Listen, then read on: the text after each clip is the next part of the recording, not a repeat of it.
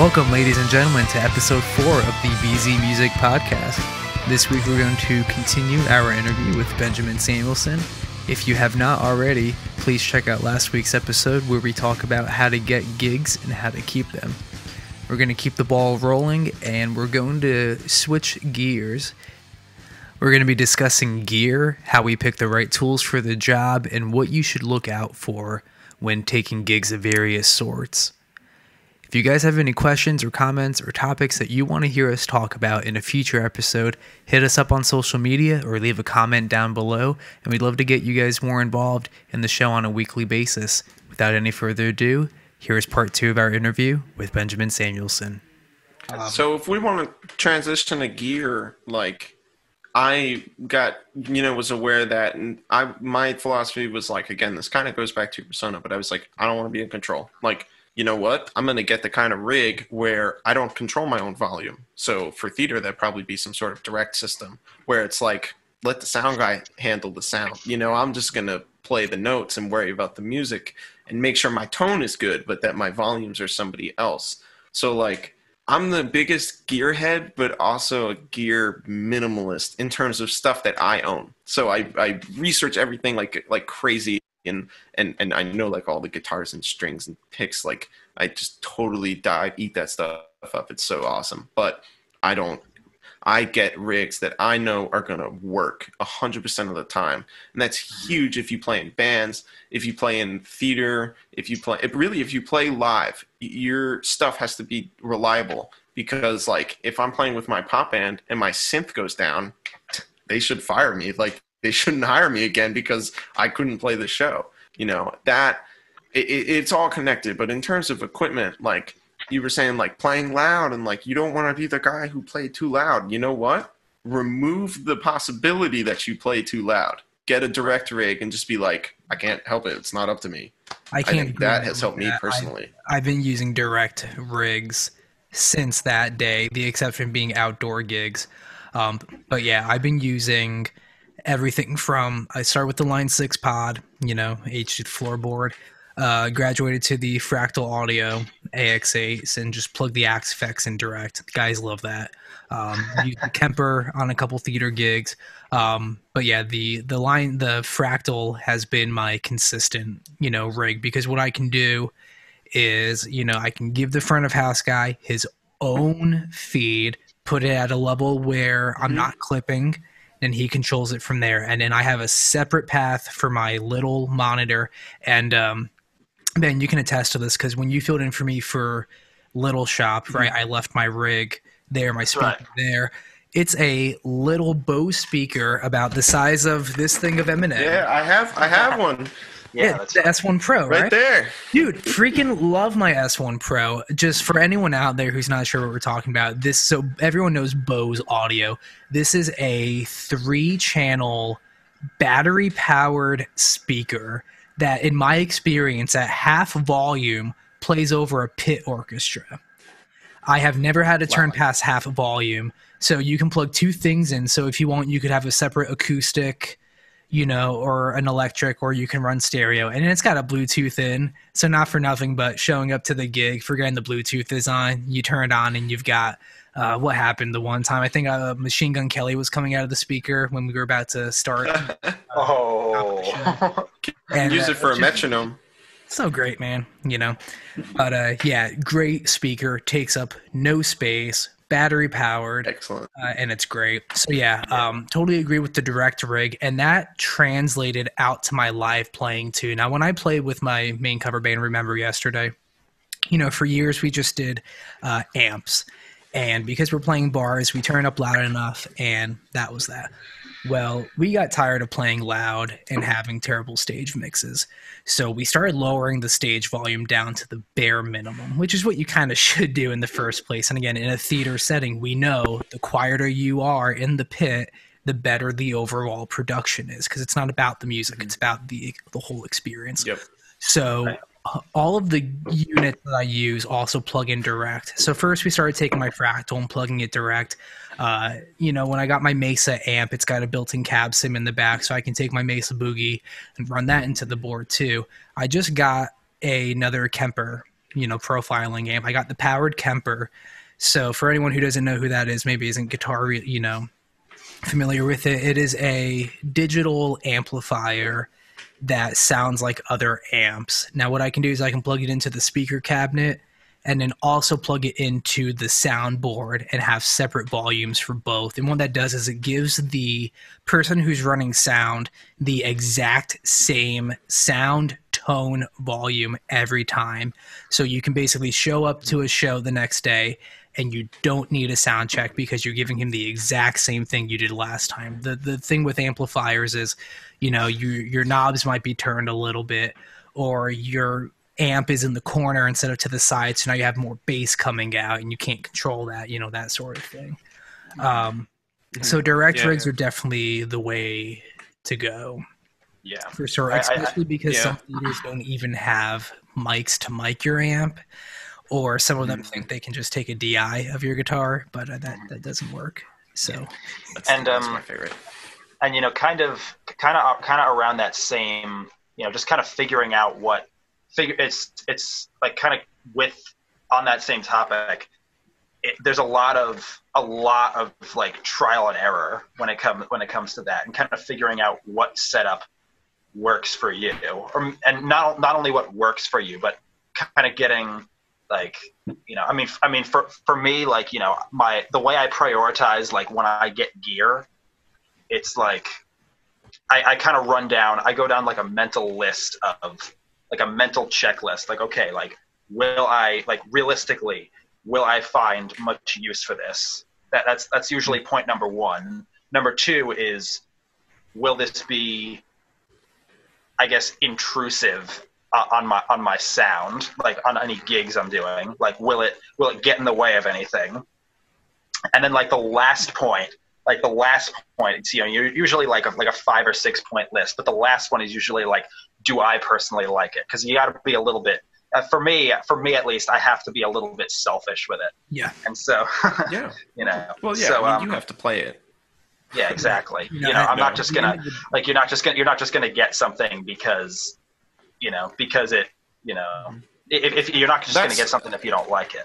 I struggled with that for a long time. So I've had this is great. Let's do a story. So I own one electric guitar, which, and I just banged it. So I don't know. That's kind of crazy for a guitar player, but I have friends who are drummers who own more guitars than I do. So this is my guitar.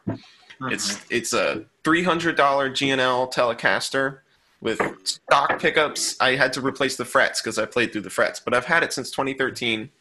And I have had countless other guitars. People who are friends with me on Facebook and like gear exchange pages and stuff know that I have I've had so many guitars, even up to like the $5,000-$6,000 range instruments. And I just kind of kept coming back to the Telecaster because I was like, it's a great guitar. And if I was offered a gig where I had to go on the road for a long stretch of time, or I was in a theater, I would probably buy the exact same guitar and put number 2 on the back and just have like the air and the spare, because I figured out that like this got covered what I needed it to do, right? If I needed a big hollow body for a gig, I would get one. But for most of what I'm doing, I didn't need anything more than what I had.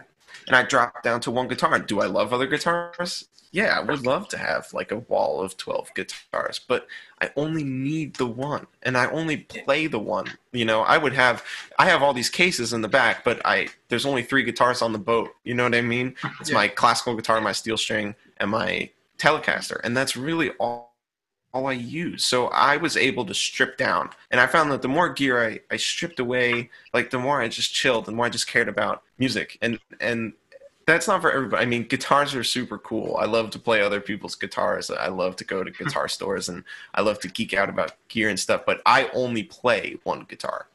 I'll be the first one to admit that I had a terrible case of gas, which is a gear acquisition syndrome.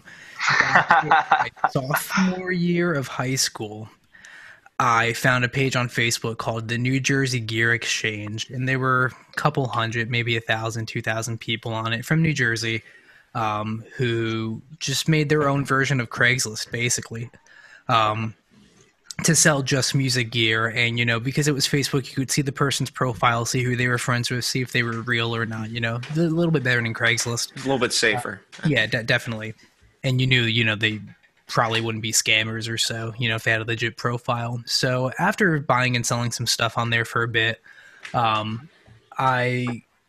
my junior year of high school, I bought out an estate sale with my dad because, I needed some new guitars. I wanted a hollow body and I needed a acoustic electric because at the time I was doing just acoustic gigs. I needed a plug in.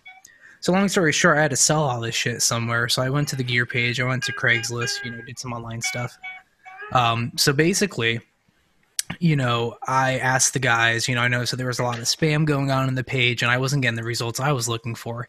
So eventually I took over the page and we're at almost 10,000 members. So if you guys are in the New Jersey, New York, PA area, check out the New Jersey Gear Exchange. All these dudes are a part of it. I've done so much networking through that page. It's not even funny, but I've probably gone through in the last, I've been playing guitar for, I can do math, 12 years, right? 2008. Yeah, about 12 years or so I've been playing guitar. And the last 8 or so of those have been very gear heavy. So you can see a bunch of crap behind me. But there's a point in time where my basement looked like Sam Ash. Like Sam Ash threw up in my basement. There was just gear all over the place. I had triple rack synthesizers. I didn't even play piano. Drum sets, drum machines, pedals. And before I even really got into pedals, I had vintage Boss pedals that I basically gave away. All bunch of stuff, just because at first I was trying to make my money back, my investment. And then because I found out that the only way to play some of this gear without spending money was to trade it or sell something you don't use and buy something that you do use.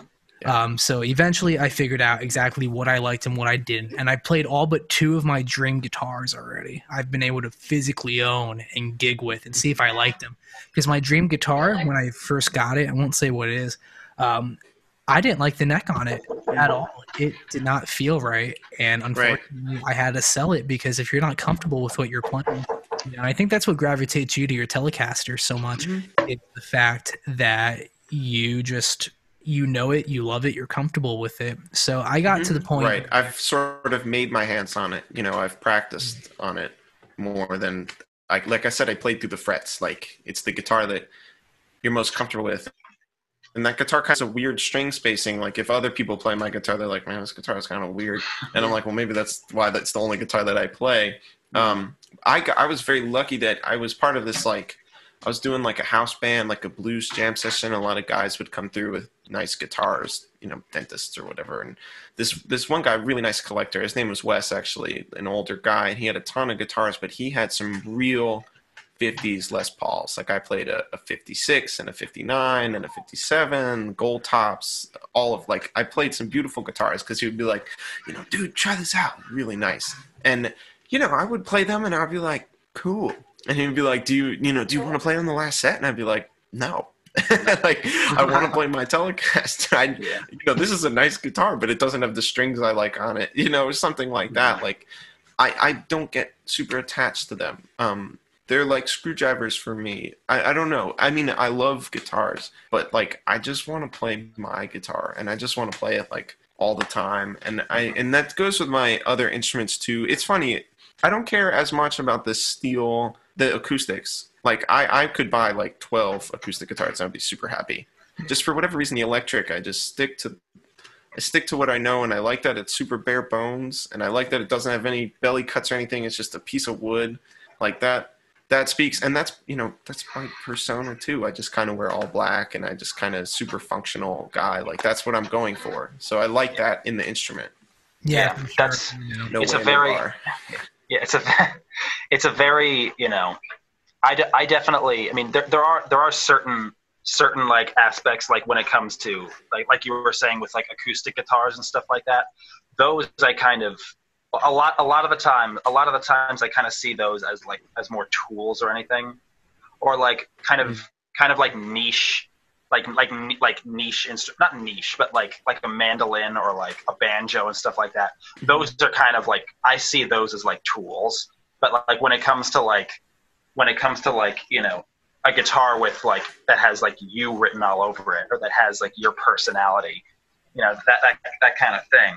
I mean, like, I'm the same way with Ben. Like I'm a telly guy as well. I've had this thing since 2016, and it's kind of been, I mean, this and my Les Paul, which both of you have seen a bunch of times. That's kind of, I'm never, those aren't tools for me. Like those are a part of me. The Les Paul I've had since 2012, this since 2016. And so like, I'm never going to get rid of them. I'm never going to get rid of them because they're at this point, I've had them too long. I've had them, long enough to the point that they're a part of who I am.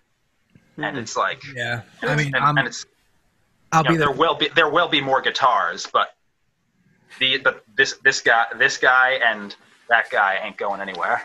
Yeah, I'm guilty of flipping gear quite a bit, but again, a lot of it is just my curiosity. I'll get something to try it, and if I like it, I'll keep it around for a bit, see how it works out on the road. I think the longest I kept a guitar would probably be like 3 or 4 years. I kept my Taylor acoustic from 2016 until last year because I upgraded to the Taylor. It was a Taylor 114, and then I upgraded to a Taylor 814. Massive night and day difference between those two. But I didn't like the electronics in the Taylor too much. Or I just recently switched to Martin. Got my first Martin this year, and I've liked it quite a bit. In terms of guitars, though, that I'm not going to get rid of, I've got one that will not leave me. And for those of you who don't know, I am the biggest Dream Theater fan that I can think of. So this is my Ernie Ball Music Man, John Petrucci guitar. But it's not just one Majesty. I've owned 4 Majesties.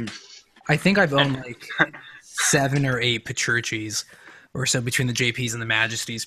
But what's special about this one is the signed back plate. Now, this isn't a limited run. Every time they do a limited edition, he'll sign it. This is me meeting him in person, giving him this guitar, and he signed the back plate. That's nice. And that was like the happiest day of my life, because not for nothing, you have the people who are like, oh, don't meet your heroes, you'll be let down, or the people who never get to meet their heroes. I say fuck that. Unless you know that they're an asshole in person. Some people have that reputation, so do with that. But I mean, in person, I'll be the first to admit, as soon as I was done shaking his hand and I walked away, I ran in the corner and I cried a little bit. It was like the best day of my life. It was the coolest thing. So this guitar, it doesn't even play better than the other Majesty that I have right now. But every time I pick it up, I'm just so inspired to play that it's going to become my number one if we remember yesterday again. I kept it home for a bit for sentimental value, but again, guitars are meant to be played, and I don't want to have this thing sitting at home anymore. My current workhorse guitar. That's right. The current workhorse guitar I have that I use for all my bands is my PRS. I just got this back in December, so the lighting in this room is terrible, but it's a aquamarine finish, all nice. mahogany back and neck. This is the new 2408 model, so what it is a 24-fret guitar, 2 humbuckers, but it has the switching system of their 408. So these are coil taps for each pickup with no volume drop. When you coil tap on a regular guitar, you get half the volume because you're cutting off half the magnet of the guitar. But no, the way that Paul makes his pickups is nuts. So it's full humbucker, full single coil, flip of a switch, locking tuners, tremolo. I love this thing. I've used it for every band that I've been in, and PRS does not, disappoint. So PRS and Ernie Ball, Music Man, are the guitars that I use the most. I've owned, like I said, about a dozen of each. And I think the reason why I go through gear more than a lot of other people is simply because it's kind of like the main hobby that I have, outside of music, is finding new tools to better fit the job. Because there was a while where I just brought the Majesty out for everything, and it's not meant for everything. I've used it for a couple theater gigs. Yeah, the piezo acoustic system was cool. The coil tapping on it is all right. But in my experience, I feel that single coil guitars work better in pit orchestra situations than humbuckers. Yeah.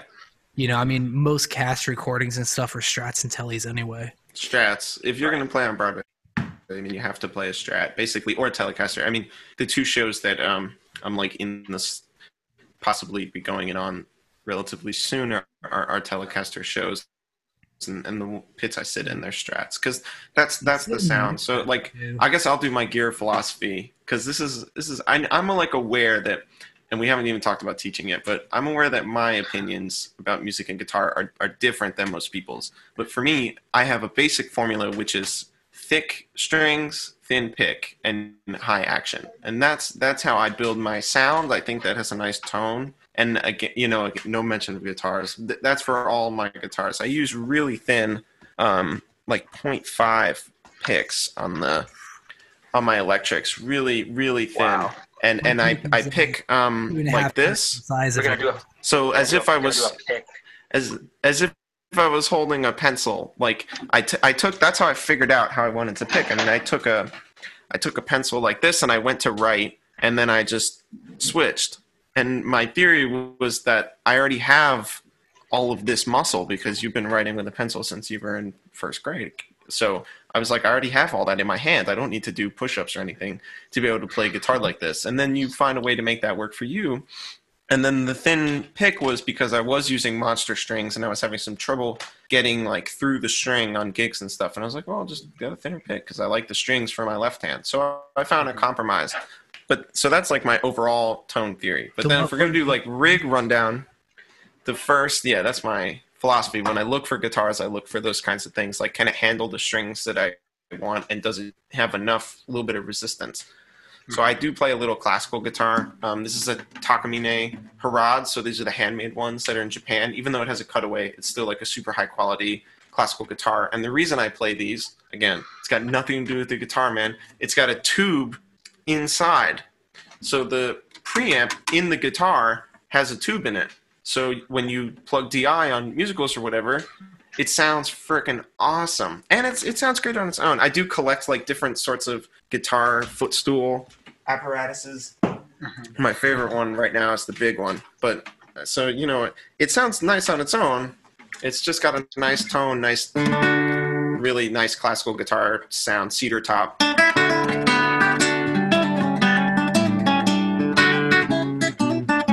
Anyway, it sounds nice, but it sounds amazing plugged in because it has that preamp. And like I said, that's all I care about, you know, because people are going to hear it. Nobody in the audience is playing the guitar. Yeah, it's killer. So, you know, nobody in the audience is going to play it. So who cares what it plays like? All they're going to do is listen to it. So I care about the sound. And then I also got a Takamine steel string because I was like, it's got the same preamp in it. It also has a tube in there. It's kind of hard to show on camera, but you can see it right there. It's got a little 12AX7. So does it sound good on its own? Sure. Yeah. But when, you know, I don't play like bluegrass gigs, you know, I need it to plug in.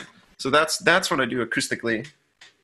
I do have a nice old banjo from the 20s, like an old tenor, long tenor banjo. That's a nice instrument. And it belonged to somebody else, and they kind of gifted it to me, and I borrow it sometimes. Sometimes I loan it to people. It's that instrument. It has a little more personality than I'd like because I don't feel like I can abuse it and use it super hardcore. And then you already saw the telly.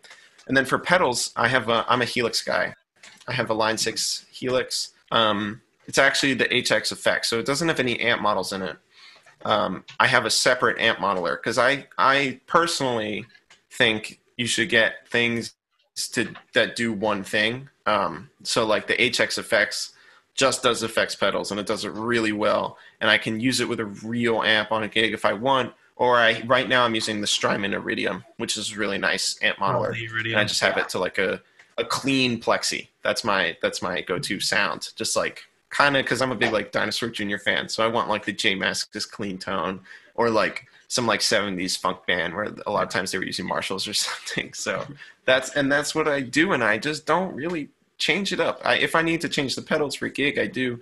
But in terms of the guitars, like the way I explain what they are explains how I think about them. Like, oh, that guitar's a really nice preamp and it doesn't fret out, so it's a really nice instrument to practice on, you know. Yeah. And I have a You can see in the back a Yamaha silent guitar. I watch TV and noodle a little bit. But yeah, those are that's my rig. I have a mandolin. Yeah. It's cool. It plugs in. It's got 8 strings, and it's got all the notes on it, all 12 notes and stuff. So that's cool. But I do like these thin picks. I think that makes a big difference in the sound. It's kind of interesting. I mean, it's very interesting to me, kind of hearing people's perspective on like tones and how they like, or like not just tones, but just like how they approach sound and stuff like that. Because like I feel like me personally, I figured out mine just like on accident in a way. Like I was just kind of because like I didn't get my first pedal, like my first actual pedal, until probably 2017. And I was 20 at that time. So like I just turned 20. I had just finished up a show, and I picked up some, I think it was like an Electro Harmonix like distortion pedal, which I still have to this day. And it's a great pedal, and I like didn't know anything about it. I just picked it up because that's what I wanted.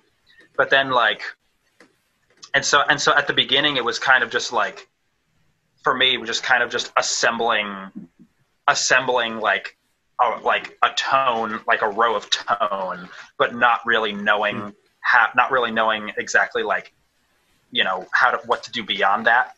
But then my friend introduced me to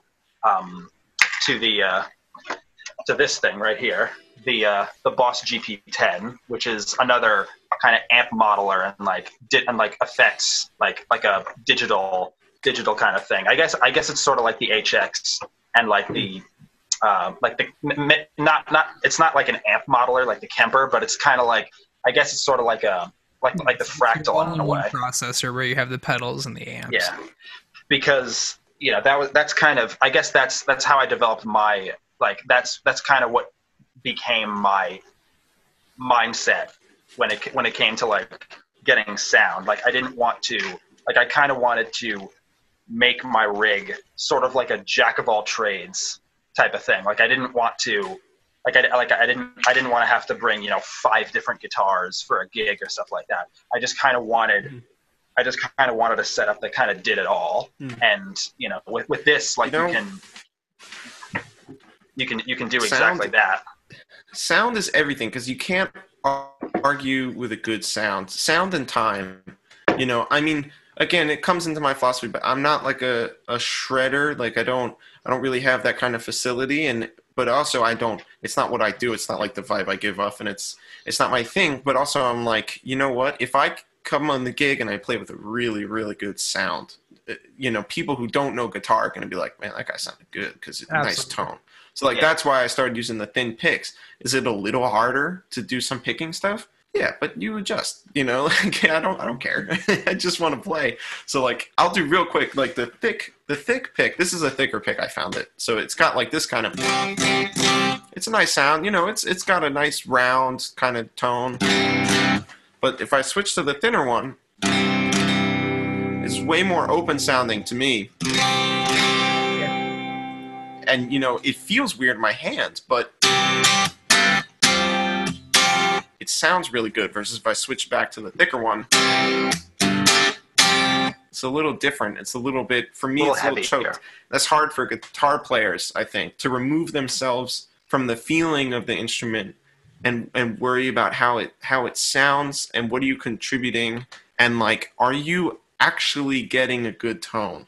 You might think you're getting a good tone because it feels good to play with, or you're like, this is the best gear, of course it's a great tone, this is a $6,000 guitar, it's gotta sound good.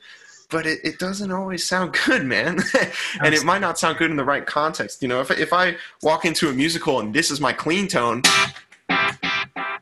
that's not a good clean tone. Your clean tone needs to be clean as hell, like super clean. So I don't know. That's my gear philosophy. A lot of people it comes back to your personality. That's who I am.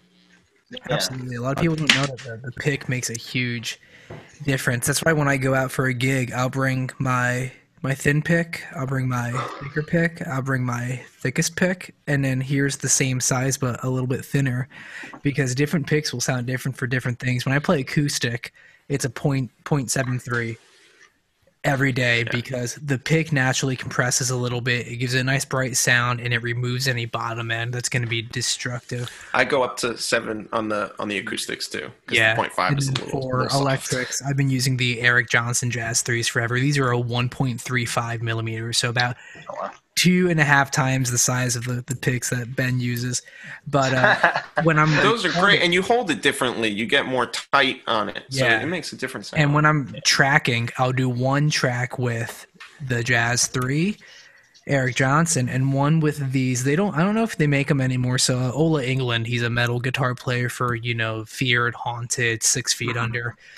He did his own signature picks with Dunlop for a bit, and these it's either a .66 or a .73 but Jazz 3 shape, so it's literally these two picks combined. Wow. And I'll do one track with that, and alongside with the double tracking, having two different picks, your sound is massive because it just sounds so good. So I'm starting to switch over to slightly lighter picks too, because I'm feeling that thinner picks are helping me sweep pick a little bit better, which is something that I've been trying really hard lately to try to really work on. I'm also trying to learn Hangar 18 by Megadeth, and I can't play half these solos because my hands aren't cooperating. Right. I'll practice. It's interesting, yeah. So something needs to work. You guys are thinking... I wanted to talk... I just wanted to comment, you guys are, thinking about, and this is good. I should do this more, but you're thinking about guitar goals, right? I'm trying to sweep pick, and what kind of pick is going to make it easier for me to sweep pick, which is a mechanics thing. I do that with my classical nails. I'm what kind of, because I do have long nails for the classical, and I'm which angle is going to make it easier for me to get a sound. And when I'm playing electric, and this is why I said, don't trust my opinion because it's not what everybody's is, but I'm which is all right, sweep picking is cool, but does it sound good with this pick or does it sound bad with this pick, even if it's harder for me to do? Yeah, but maybe I inhibit myself a little bit, maybe by having the higher action, I can't play as fast, or that could be possible. It all comes down to your priorities. Exactly. And it comes down to how you set up the gear that you use, I guess, and how you approach using it more than anything. For sure. I got one or two more quick things and then we'll kind of, wrap up. What do you feel we kind of talked about this a little bit, but teaching, that's kind of one more thing here, because for some of us it is a gig. It's what we do music wise to make money and whatnot. We've all done it. Some of us more than others, some of us more hours than others, some of us more regularly versus gigs. We'll start with Ben Weisel over here. Weisel. I'll pronounce your name correctly one day. What are your thoughts on teaching music in general? Just your overall, you hear someone is a music teacher or private lesson teacher. What are you thinking? Well, there's two, usually when someone tells you they're a music teacher, they're usually, or if you see that someone teaches music, whether in a school or privately, it's either, for me personally, I didn't want to, that's not all I want to do. Obviously there's people who go in for music education because that's, they want to teach, professionally and stuff like that. For me, I was never huge into that very academized way of music teaching, and maybe it's because of the teachers that I had, with Vic Juris and Dave Stryker. Neither of those guys went to college, so they had a very kind of rootsy and very organic way of teaching. So I guess I've sort of subconsciously tried to emulate that sort of method, and just try to be like, not, because like, and Ben can attest to this. Like sometimes what Vic would do, he would just like give us a bunch of stuff during our lessons, and like whatever we would get to, we may not get through all of it, but just whatever we would get to, that's what we would work on. And they wouldn't, he wouldn't like take points off if we like didn't practice, some picking etude or something like that. He did with me. Like that. Oh, well, he did with me, man. I guess maybe I'm generalizing a little bit, but but that's kind of what I would approach, how I would approach it. It's kind of like if you like I'm like I said, I sort of learned how to teach on the fly, but by doing it. I wouldn't like I had no idea. I had never like before I started teaching, I had no idea what I was doing. Like I didn't know how to prepare a lesson and stuff like that. I just kind of figured out how to do it by doing it. And through that's kind of how I developed my approach to it. And that's cool. It seems to it's gotten me this far. Like it's kind of like my steady gig now. So it's I appreciate like when someone is like that more so than just like, oh, like if you didn't practice everything, well, minus 25 points. It's like if something That's why I don't if grade a my kid, students. yeah, exactly. Like who the hell does that? Yeah. And you guys both teach in a music school environment where you have kids signing up for classes and they sort of like get handed Zach the guitar teacher, and then you build a relationship with them, which is interesting. You guys have like X number of students, and you might have a little more of like a method set up. I'm just guessing because you have to handle a high volume of students every week. Yeah. And that's like your gig where you're getting a lot of money, which is great. And that's how you support yourself and keep being able to play gigs. And you get to teach in that kind of setting, which is awesome. So now I'm going to pivot to my teaching philosophy. Yeah, I want to hear your opinion. My mom is a behaviorist.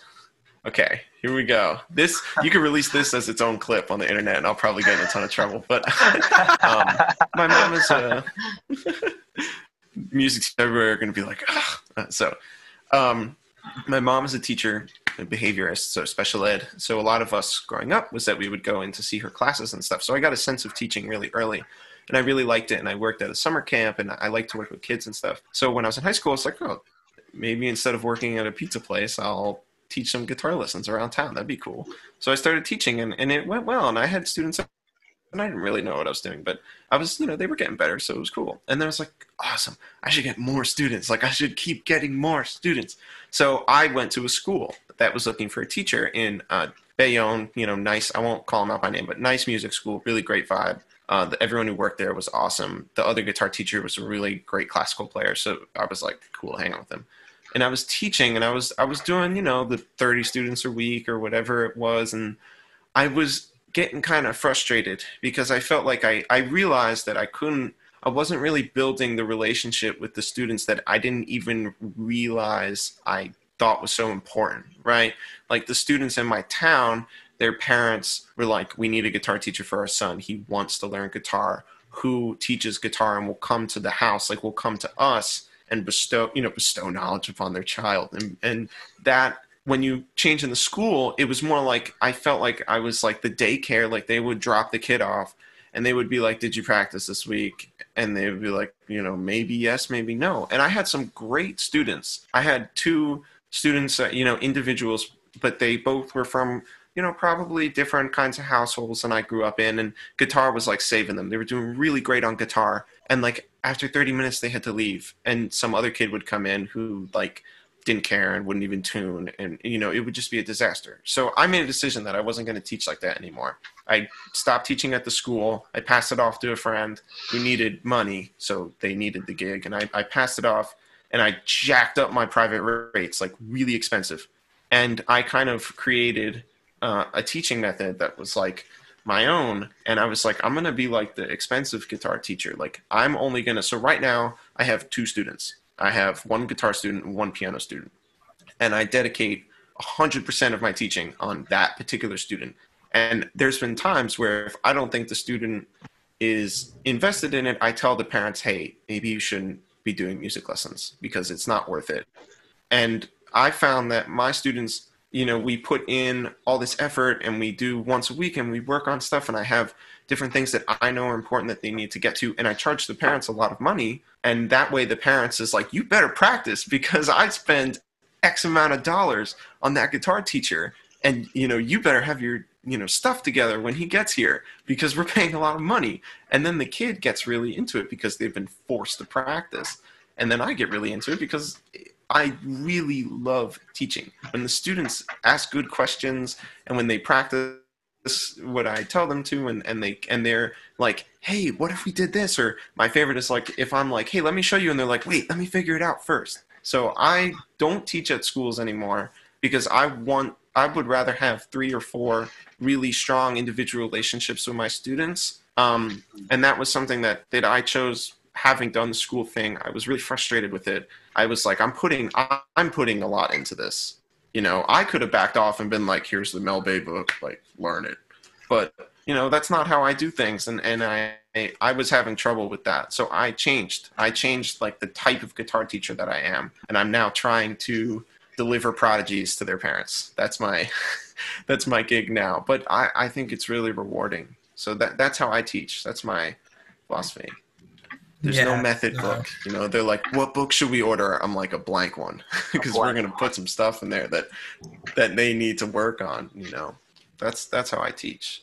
Yeah, my approach is kind of a combination of the different music teachers that I've had. You're definitely a product of your environment and your surroundings and your own backing. So the teacher that I had for the first 8 or so years before he got sick and, kind of stopped teaching a bit, we worked out of the Hal Leonard book. And that is still my preferred method for teaching how to read music. You only need the first book. You don't need number 2 and number 3. That's filler. The first book teaches you how to confidently and comfortably read music across the first 6 strings of the guitar, 1 string at a time. I like the way that it's presented. So I'll use that first book if I know the student's going to learn how to read music or wants to or needs to. And then the other 60% of the lesson or so is, right, blank manuscript book. Here's the shit you need to know, and here's how I'm going to help you learn how to really learn the instrument.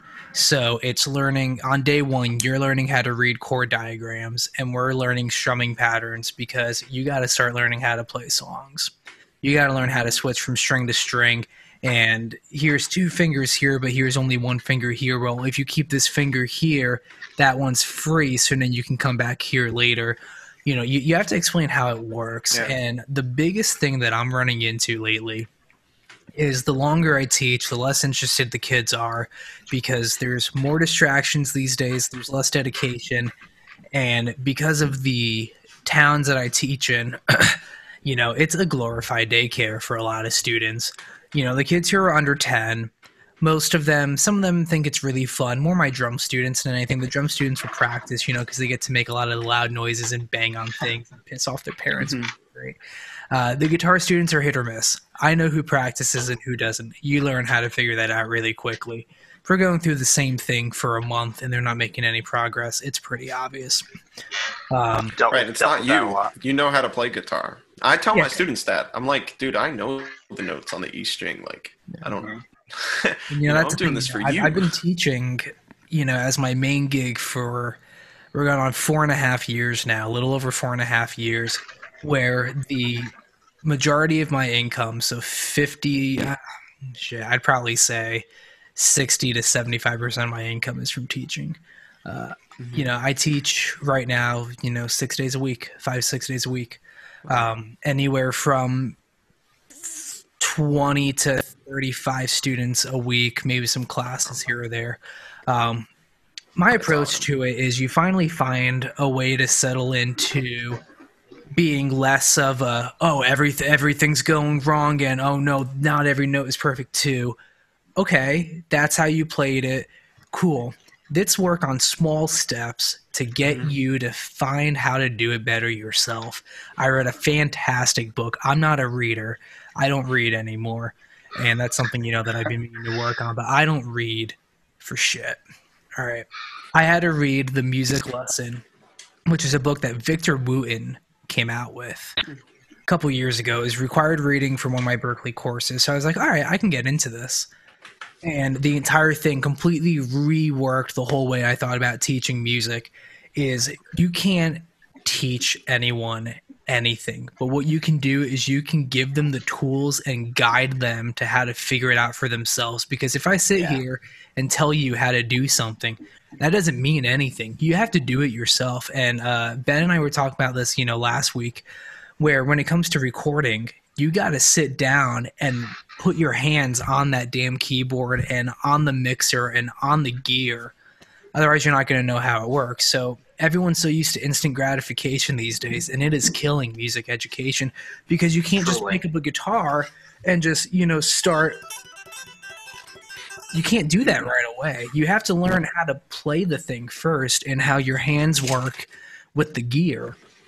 So, as much as I do love teaching and it pays well and, I can get off of work, easily enough to do the other things. It's starting to become so draining. Yeah. And it's not because I'm putting in less effort. If anything, I put in more effort. I mean, we switched to all online lessons. Right now we're in COVID. I feel like I'm one of very few private teachers who runs everything through a full mixing board, can play back real-time audio, and has everything laid out so clear and clean. I've got 3 of these here alone just for writing out chords and diagrams. I take pictures. I Dropbox everything over to the students. You've made teaching, a large part of your gig, which is awesome, man. I took a different route. Like, I go in and, I'm like, got my guitar or whatever, and I'm like, all right, this week we're just doing the notes of the E string. Like, that's it. And then when I teach, I have listening assignments. I'm like, you got to listen to this. Or you got to watch, it might get loud. You got to watch a guitar movie. Or I'll be like, okay, technically your homework is we're practicing the notes of the B string. And that's how I teach, actually, one string per week, all the way up and down, just the notes of C. And we do, in 6 weeks, you'll know the whole guitar. So you don't play, I don't play positionally, so I don't teach positionally. I don't have pentatonic shapes or anything. I just notes. It's like a kind of weird thing. But I think like half of my teaching is I'm like, dude, you got to be able to tell me by next week who your 3 favorite guitar players are. And the student's like 12. And they're like, dude, I don't know 3 guitar players. I'm like, great, get on YouTube and find 3 guitar players. And if it's the only 3 guitar players I guess those are your 3 favorite guitar players, because that's how I found that I learned. Like, eventually my teacher was like, he just took my manuscript book and like 1 week, he was like, these are 12 guitar players. Just like Google them and like find somebody you like. And when I found someone I liked, that was like the light bulb where I was like, I want to do that. Like, I'm going to figure that out. Because I need to figure that out. Yeah. And, I think it's harder to teach like that maybe in the school environment because the parents are like, what song did you learn this week? But it's like, so when I teach, I give the perspective that I'm like, this is like a high class thing we're doing. Like, we're going to work on art. It's almost more of like that kind of lesson, which is why I teach less and charge more. It's a totally different hang. And they're both good. Like, I can't do what you guys do. I don't have the patience for it and I get too tired. So that's my controversial teaching philosophy, is that I'm like, if we're going to do it, it's like, I'm going to pick the students, and you have to work, you have to like be able to do that. If you suck at guitar, you can't teach that way because you're not qualified to, Absolutely not. Couldn't agree more. The whole influence and inspiration thing, it's the whole reason I stuck with this thing in the first place, and it became more than just something, I did for an hour a day because I thought it was cool to do, outside of school. Is you find one guitar player, cool, how do I be here? And then you hear someone else and you're like, mind blown. And it just, so again, I started playing guitar, I saw Slash on Guitar Hero 3. I thought, dude, he's got a cool guitar, he's got a top hat. I can do that. Can I do that? No, I like to say I can play the guitar. So then I found Dream Theater when I was in 7th grade, and forget it. That changed everything. I was in 6th grade, I think, when I found Dream Theater. Completely blew my mind apart by the time I got into high school and was like, okay, now I got to figure out how to play this. Then I started getting into progressive metal and gen and metalcore and guys like Periphery, and I'm like, he's playing more notes than I have strings. And then I'm like, oh, 7-string guitars are a thing. So then that's the whole thing. And then in college, Pat Metheny, it's like, dude, like, I've only got, so many fingers to use, but he's got chords up here. Right, and he only uses drum and 3 of them. Yeah, he's got like the claw. Yeah, and like, what's a chord melody? It's like, how do I play two things at the same time? And to listen to Bassi with, I'll play chords with this hand and then tap a melody with this hand. And I'm like, I want to learn how to do all that. People these days don't have, and I think the big part of it is the absence of guitar on the radio. That's a discussion for another time. But I think that's the problem, is that either the parents aren't exposing their kids to more kinds of music, which again, not everyone is into music. That's totally fine. I have friends who are like, I turn on the radio because it's cool to listen to. Totally fine. You don't have to be, an obsessive dick like I am about music and where I judge you. I don't really judge you, but I judge you. But it gets to a point where I talk to someone, I'm like, hey, so like, what kind of song do you want to learn? And they'll tell me a song, and I'm like, there's actually no instruments. It's a drum groove, it's a drum loop and a bass line. Like, I can't really teach you something. I can teach you the underlying chords, but then I'm like, well, this doesn't sound like the song at all. I'm like, well, do you hear guitar on the song? Well, no. And I'm like, all right, well, we can work with that, and you can go home and, play this song, and it'll sound fine. But you're right. My battle. I'm gonna start doing that more.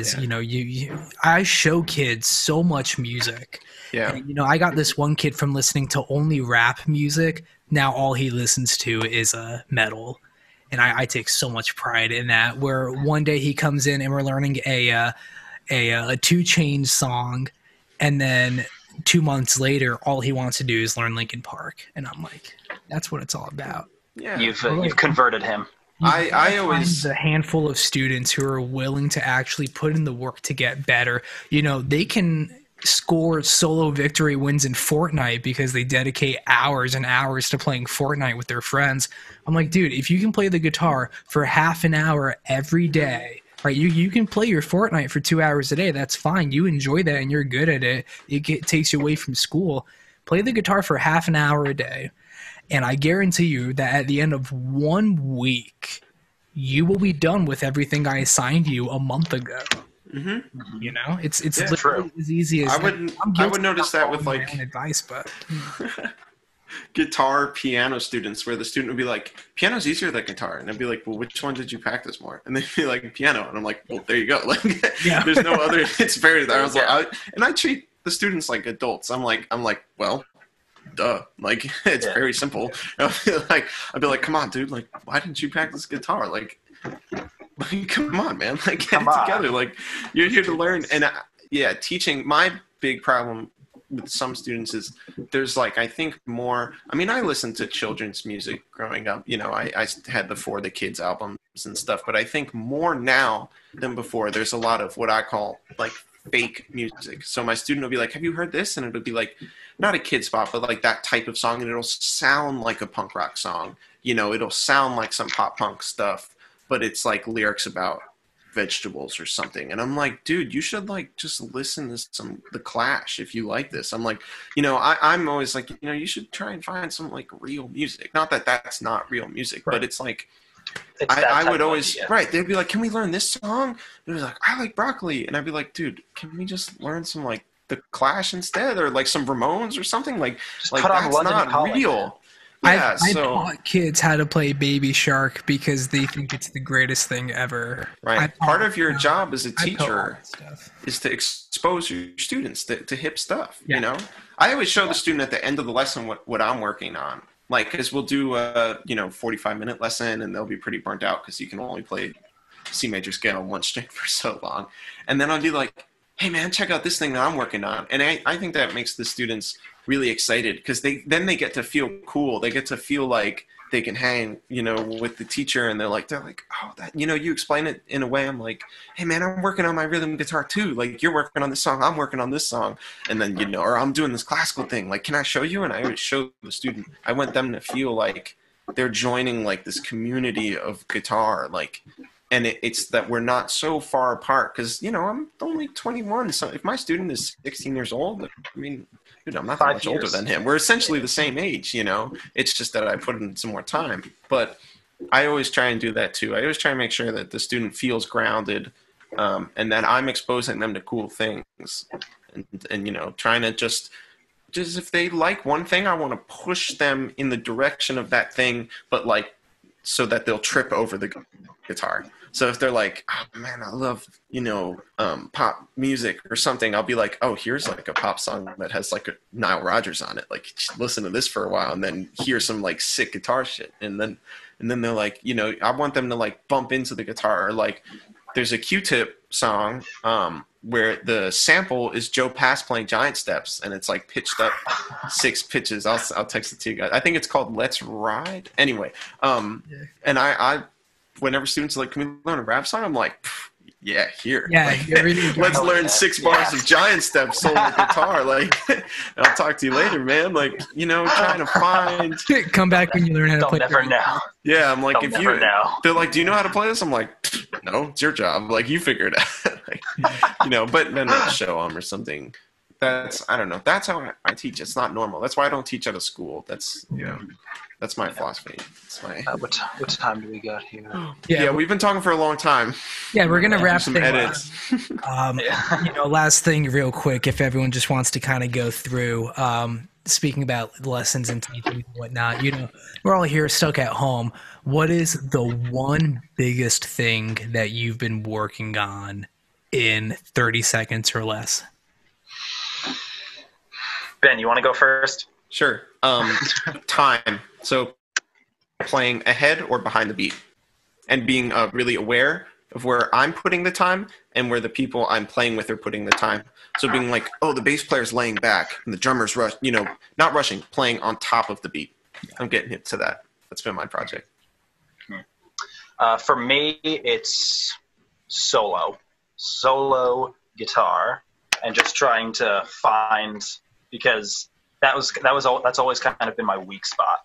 Just like doing all that crazy stuff that guys like Vic and Dave have done before. So just kind of developing a voice on that is kind of what my project on the guitar has been. My big thing has been trying to get my chops back up, because I almost wake up every day going, man, I feel like I was so much better in high school, which is so not true. I was probably twice as sloppy and half as clean. But it's getting technique up. So taking a flute score and being like, okay, let me go play this on the guitar. I'm trying to get my right hand to sync up with my left hand better, because I spent 2 years in this cover band getting up my chops and do shred stuff, because we do a lot of 80s solos. That stuff is nuts. But I'm realizing that I'm sitting down to try to play some Petrucci licks, and it's not as clean. So I'm trying to rework my right hand to sync up with my left hand as clean as possible. So yeah, that's really what I've been working on. Yeah. Ben, I want to thank you so much for coming on here this week. Thank you for having me, guys. This was fun. We'll probably split this up into 2 halves, and we'll get you on 2 episodes, cool. Which is really great. So thanks again, man. And yeah, dude, this was killing. Out for you. We'll be in touch for sure. Which awesome. Is really cool. Cool, man. Awesome. And that was our interview with Benjamin Samuelson. We thank him so much for taking time out of his busy schedule to be on the show with us. We've got a couple really cool guests in the next upcoming episodes. If you're interested in being on the BZ Music Podcast, feel free to reach out to us on social media. You can reach me at Zach Seif Music. You can reach Ben at Ben Weise Guitar. Let us know what you'd like to hear us talk about and discuss on a future episode. Hit us up on social media or drop a comment below. And until next time, everyone stay safe and have a great day.